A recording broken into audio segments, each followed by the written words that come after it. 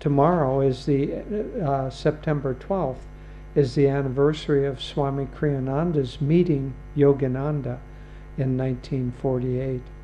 And so his entire life was centered around discipleship and self-realization. He was a living, one might say, a living discourse on that theme.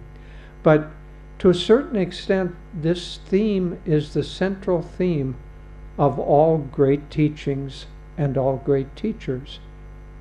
Yogananda ji begins the autobiography with the immortal words, "The characteristic features of Indian culture have long been the search for eternal verities and the concomitant disciple-guru relationship." And so, what are eternal verities?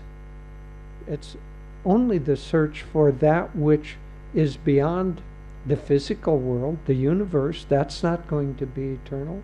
Our bodies certainly are not going to be eternal, thank goodness. Imagine being trapped in this body for eternity. Wouldn't that be awful? In any case, those eternal verities are only that of consciousness. And consciousness obviously is able to survive far beyond the form in which that consciousness is expressed. But Yogananda ji, his whole life was giving the teachings of these, the path to find these eternal verities, the path to find self-realization. But he also, I was just reading this morning of his last days, his last moment during this incarnation. And some of you may know, some may not. He passed, obviously a great master like that has a conscious passing. And he intimated to his friends and disciples that he would be leaving this world. To the monks, the day before, he said, "Wish me luck. I have a big day tomorrow." And they thought this was a little strange because all he was doing was going to a banquet and maybe giving a few nice remarks after the banquet.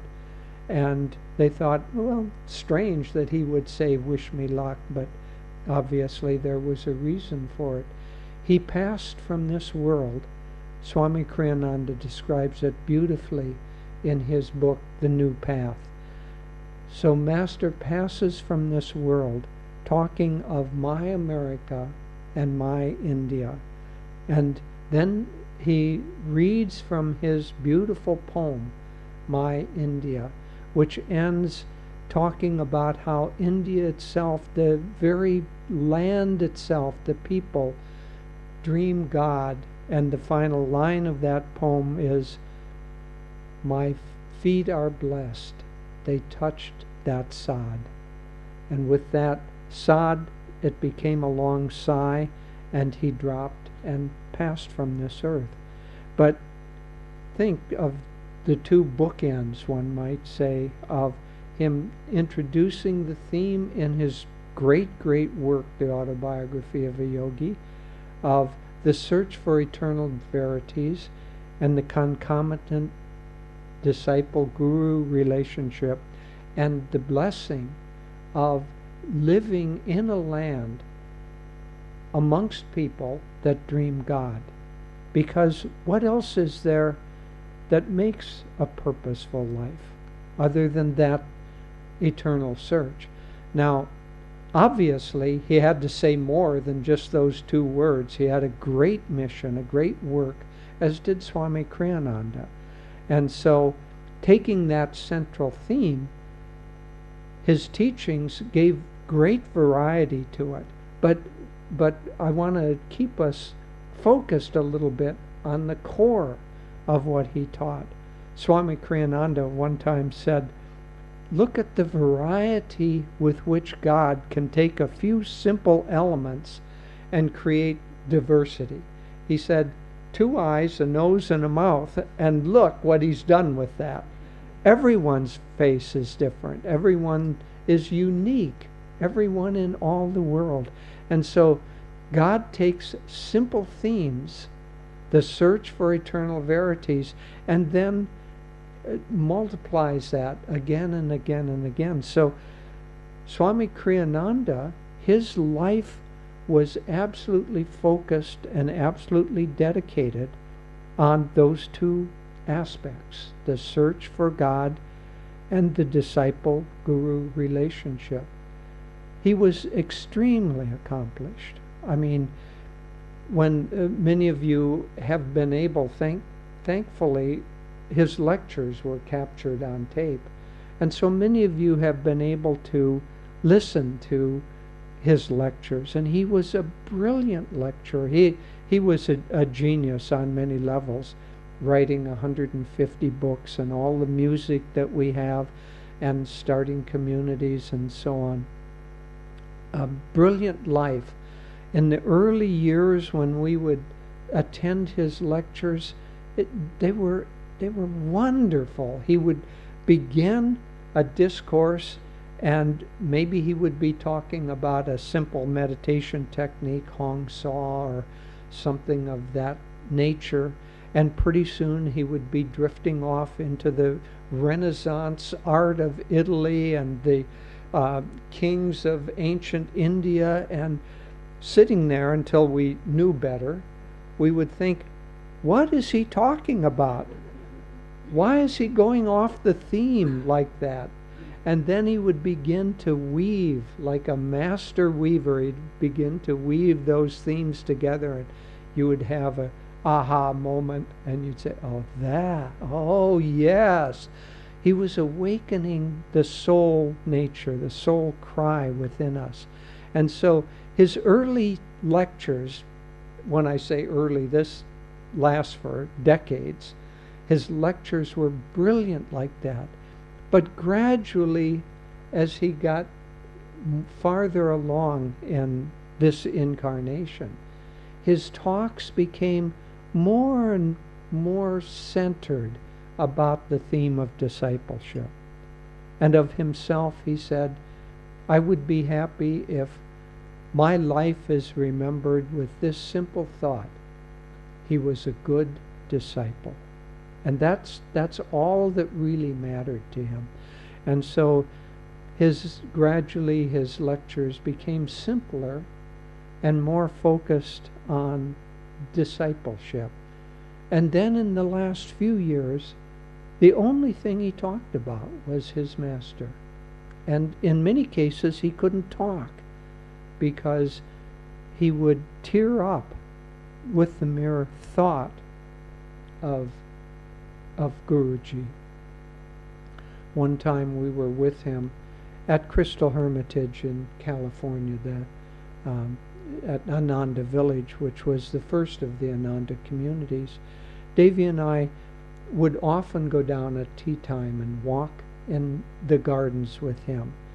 And one afternoon we were walking in the garden, and he just stopped. And he said, oh, that's what he meant. And we wondered, what, Swami? And he said, I was remembering a moment when I was with Master and another monk, and he was giving some instructions to this other monk. And he raised his eyebrow. And I just realized that's what he meant. He was meaning those instructions to come to me.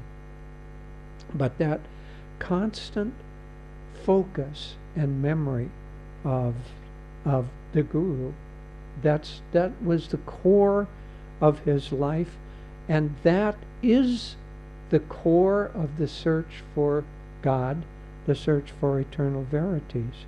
Because we all have multiple teachers in our life. We couldn't exist. From the very time that we're born, we're being taught by our mother, our father, our family, the language that we speak, the foods that we eat. All of that has to be learned. So we're always disciples of someone. But if we're going to be disciples of someone, why not choose the great ones? And so, by choosing those who know God and modeling our lives around those who know God. That is the essence of the disciple-guru relationship. It isn't anything outward. It isn't wearing a medallion or having the pictures, the murtis on the altar. All of that is good. But that is not the essence. It's our consciousness and the habits of our life. And as we mold those around this one central theme, that theme begins to mold us, and our life becomes an expression of that.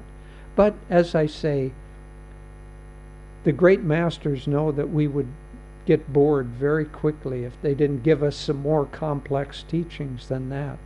So Master and Swamiji, in their wisdom, gave us an enormous variety of teachings.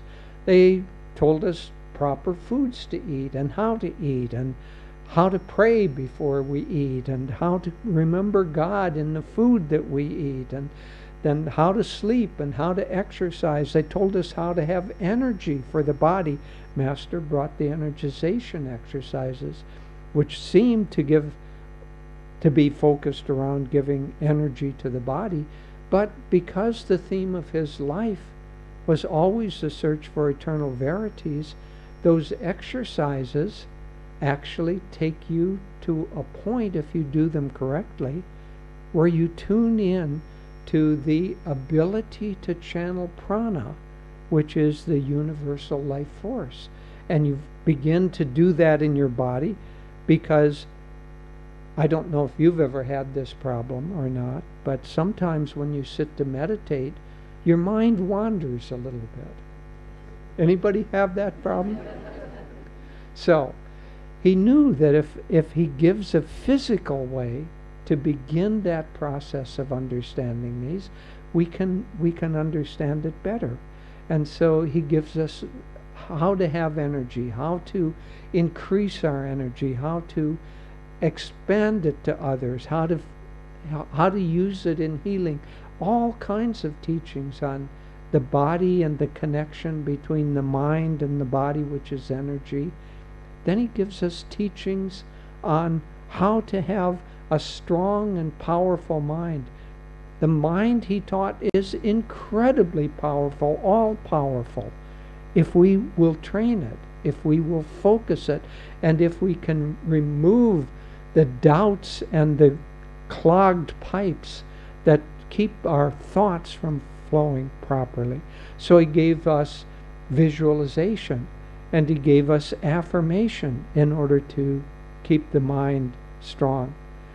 But affirmation isn't always enough, because affirmation is affirming something that you want. There's a good joke. I've got to tell you a good joke.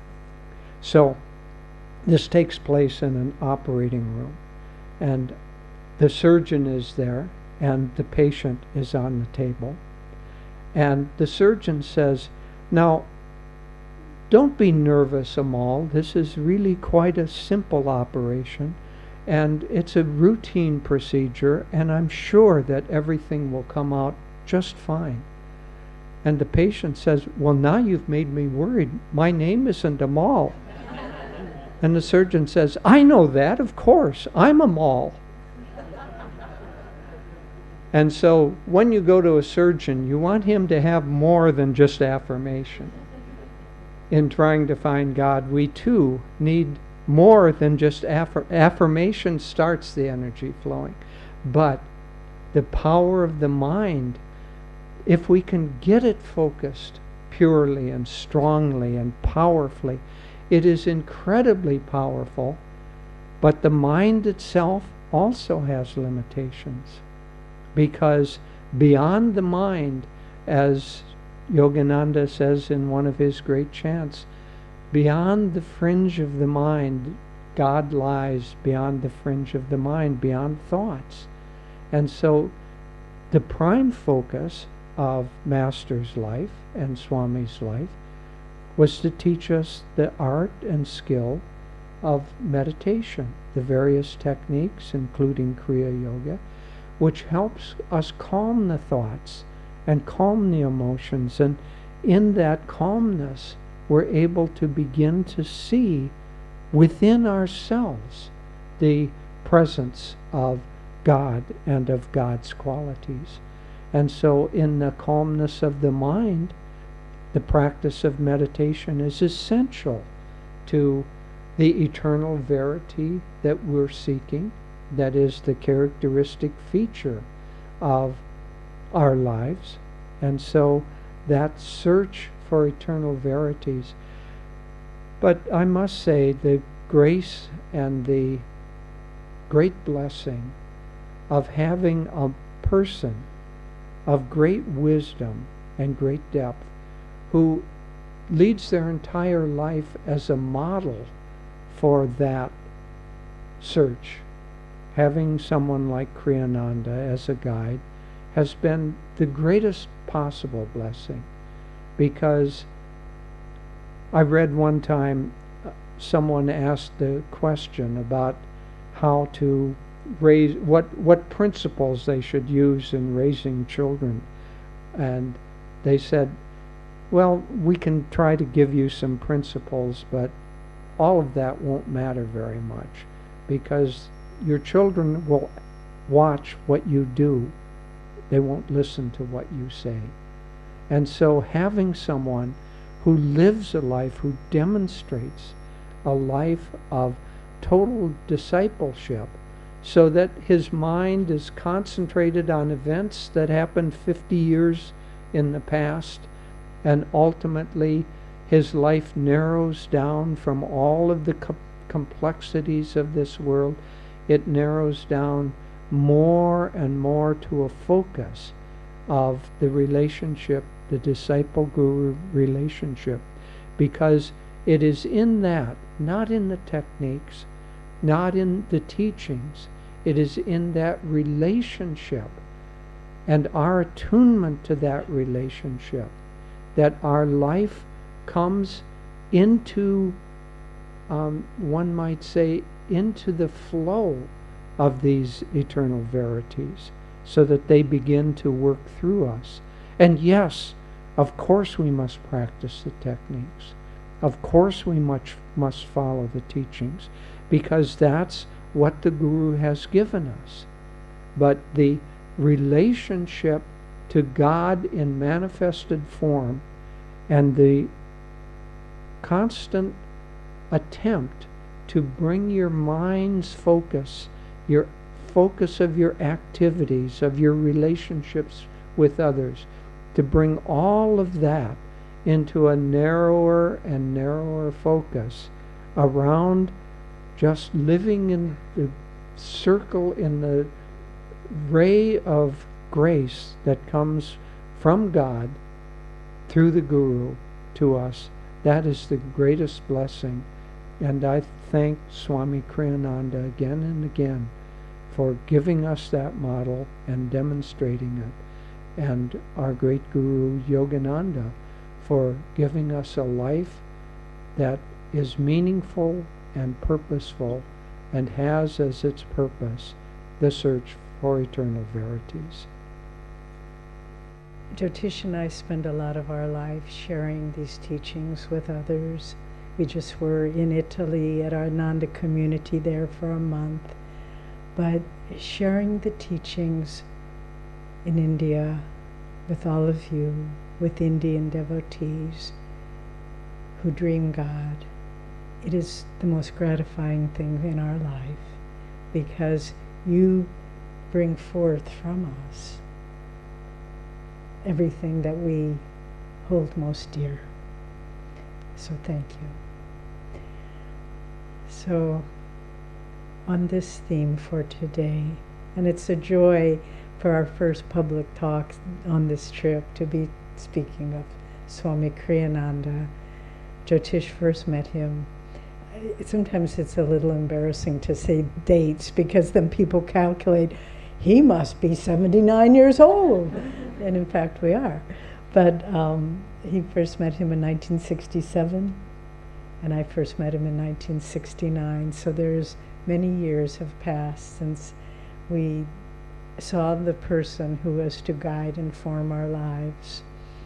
But Yoganandaji came, as you all know, to the West in 1920, all by himself. First ship, the city of Sparta. I always thought that was so fitting because the Spartans were great warriors, and they came on the city of Sparta from Bombay to Boston. The great warrior of God coming to conquer not the soldiers of a country, but the soldiers of materialism and atheism and limitation of consciousness. And when he landed, it's really, when you read about the early history of his life in the West, it's miraculous because he knew no one. He had $500 to his name when he landed. And he toured, he called them his spiritual campaigns, back and forth across the country, bringing and he was widely received. He spoke at the biggest halls in America to thousands of people. They were turned away. There were lines outside. At a certain point, he was the most popular lecturer in America. And this was not a time of no one had heard of yoga at that time. No one had heard of meditation at that time. But undeterred, this great master, with a mission he brought from India, from our great masters, from Babaji, Lahiri Mahashaya, Sri Yukteswar, his Guruji, and they commissioned him, go to the West, spread these teachings. You are the one God has chosen long ago for this mission.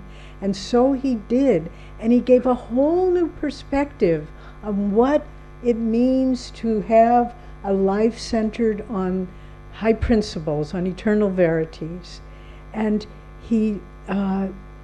someone asked him once, is this a new religion? And he said, no, it is a new expression. And so it was for him. He gave a new expression to what it means to the scriptures, for example. He wrote profound commentaries on the Bhagavad-Gita, on the Bible, on the Rubaiyat of Omer Khayyam, to show people these are not just as what they appear on the surface. These have great depth and great meaning that are relevant and apply to daily life. I have an older brother who is a very good man, but not following spiritual principles, just beginning. He's 80 years old. So it's a good time to begin. And he was telling us earlier this year, he said, he's a Westerner, of course. He said, I've read the Bhagavad-Gita 3 times, but I don't understand it. He said, there must be meaning in it that I'm not getting. And Jyotish said to him, I have just the book for you. And he gave him Swami Kriyananda's Essence of the Bhagavad-Gita, based on Master's commentaries, of course. And my brother said, I'm reading it page by page, and it's changing my life. This is a materialistic Western man. It's changing his life. So Master brought a new vision of a new expression of what these great scriptures mean. He brought a new expression to what the path to God is. It isn't, and when you read autobiography of a yogi, it's unique in its contribution to understanding of a spiritual life in our times. And he brought a new understanding of how common people, you and me, people with families and jobs and responsibilities, we can find God. That's never been said before. You have to go to the Himalayas. You have to go to an ashram, a monastery. No, you can practice Kriya Yoga daily in your life, in the midst of family and job and all that, and you can find God, a new expression. But then, most relevant to our topic today, he gave a new expression to discipleship.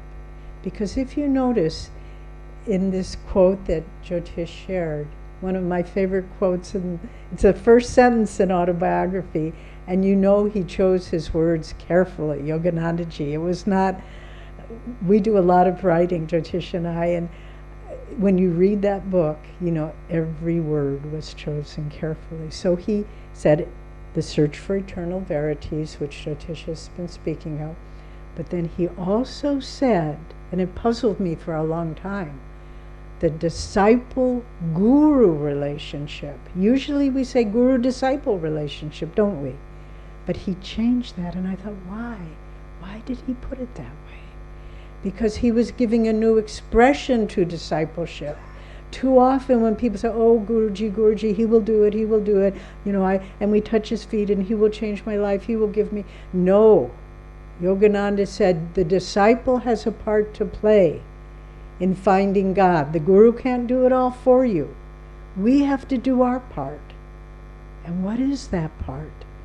This is the part beautifully exemplified in the life of our teacher, Swami Kriyananda, who read Autobiography 1948 in New York. It had only been published 2 years earlier. December 1946 it came out. Took the next bus all the way from New York across the country to Los Angeles.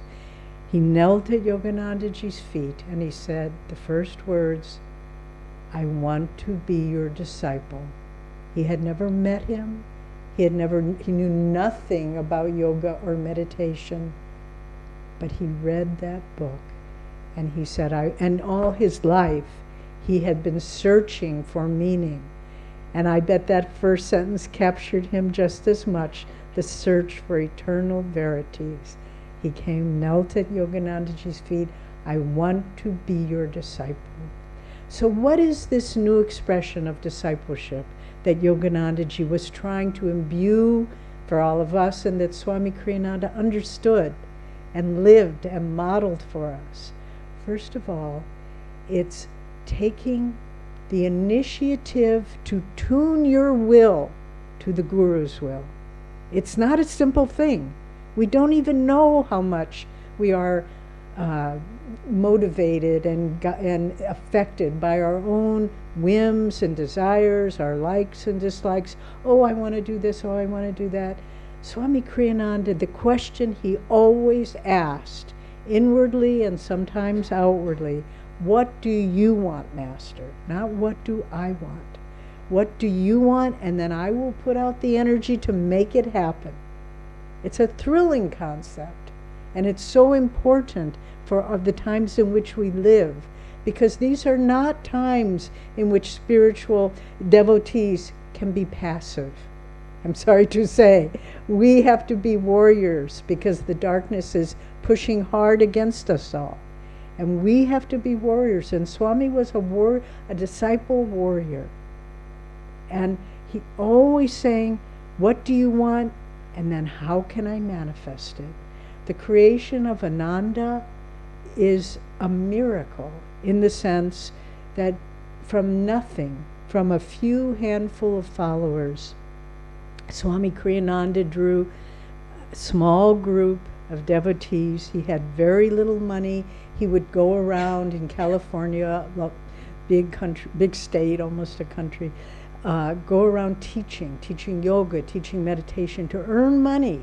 He didn't have benefactors. To earn money, to buy the beautiful Ananda village, and to train people. Oh, but always asking, what do you want and how can I do it? And Yogananda has a beautiful prayer, which one might say is the keynote of Kriyananda's life. I will reason, I will, I will act, but guide thou my reason, will, and activity to the right thing in everything I undertake. And so for all of us to be asking the question, what do you want and how can I do it? Even if it seems impossible. The story of Ananda, and someday, okay, I'm going to say something personal. Jyotish and I are hoping to spend more time in India and do writing, probably be based here in Delhi. So we have many books that we want to write, but when we travel and do other things, we don't have time to write them. But one of the books we want to write is the story of Ananda and the miracles, because believe me, if it wasn't for divine intervention, it would not exist, and we would not have a beautiful international community in Italy, where we were just there. There are people living, a generation ago, the Russians and the Italians and the German and the British were killing each other. Now they all live together as brothers and sisters in this beautiful community. And even while we were there, it was so touching. There were devotees who came from Ukraine, from Russia, from Croatia, Serbia, all over. And it's not easy times in Europe right now. But they came because they believe in the power of what these teachings hold. So the use of willpower, the ability to say, I am here for you. I'm not asking anything, but that you guide me, guide my intuition. Because as Sri Yukteswar said to Master, by guiding my will in attunement with your wisdom-guided will, that's how I found freedom. And that's the point. It isn't just accomplishing outward things.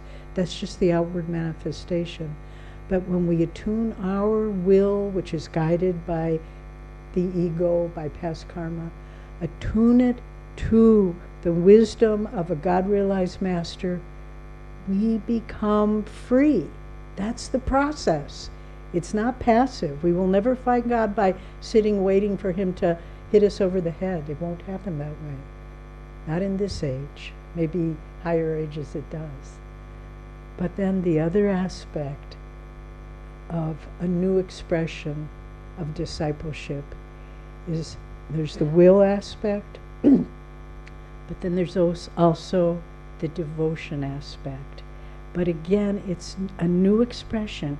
It's not enough to lay flowers at the Guru's feet. You have to be a channel for his love to everyone. Everyone. And that's what Swami did. We traveled the world with him. No one was a stranger. We could tell you so many stories about how he changed people's lives that he never met. I never knew. He was in Paris once, and he giving some lectures there, and he came in, and they had tickets to a concert, but the hall was all filled, and he got up to the ticket taker, and he said, well, I'm sorry, sir, you can't come in. He said, but I have a ticket. And the man said, sorry. And then Swami said, but it's my birthday. And the man said, all right, come in. And he sat him and his companion at the time up on the stage behind the choir and the orchestra that were performing. And so Swami said, we were just sitting there listening. We couldn't see the people sitting there because of the lights. And then the concert was over and they were riding home on the subway. And this little old lady came up to him and said, don't you remember me? And he said, I'm sorry, I don't remember you. And she said, I was in the concert and I was watching you the whole time and I felt like you were my best friend. And she just started pouring out her life and her troubles, and Swami gave her advice, and he was a channel for Master's love to everybody. And that was another aspect of his discipleship. Not enough for me to love you, Master. I have to be a channel for your love to everyone. And everyone who met him, their lives were changed and touched. So many people have said to us, I never met him, but he was my best friend, because he was that kind of a channel. And so this new expression of discipleship that Swami lived and exemplified and tried to imbue in us, manifesting the Guru's will, attuning our will to his wisdom, so that we can transcend all the likes and dislikes and preoccupations of this world, and then to channel that love to all. We can do this. And if we do this, I should not say if, I should say as we do this, right now, as we do this, then we will find the freedom and we will realize the eternal verities that are the bedrock of Indian culture that Master came to give new expression to the whole world. So thank you.